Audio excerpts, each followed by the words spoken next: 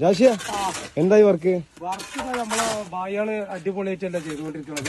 എന്ത് സ്പീഡ് ഫാസ്റ്റിങ്ങിലാണ് ഇപ്പൊ വർക്ക് ചെയ്യുന്നത്. അയ്യോ നമ്മളെ സദ്ദാമ് റുസ്താന് അതൊക്കെ ഉണ്ടെന്നുണ്ടെങ്കിൽ നമുക്ക് ഒന്നും നോക്കാനില്ല. എത്ര പെട്ടെന്ന് ഫാസ്റ്റാക്കിട്ട് ചെയ്യുന്നത്. ഫാസ്റ്റാക്കി ചെയ്യുന്നോണ്ട് വർക്കില് ക്വാണ്ടിറ്റി കുറവൊന്നുമില്ല. നല്ല വൃത്തിയിലും നല്ല എക്സ്പീരിയൻസ് ഉള്ള പണിക്കാരാണ്.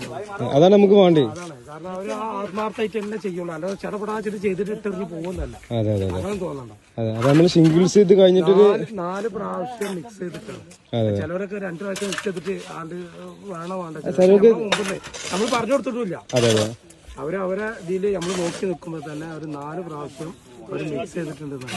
ചിലർക്ക് ഡൗട്ട് ഉണ്ടാവും ഇവരാകുമ്പോ മിക്സിങ് റെഡി ആവില്ല എന്നൊക്കെ. നമ്മള് ഒപ്പം നിൽക്കണ്ടല്ലോ. നമ്മളെ പണിക്കാരെ പ്രത്യേകത വെച്ചാൽ നമ്മൾ ഒപ്പം നിൽക്കണം.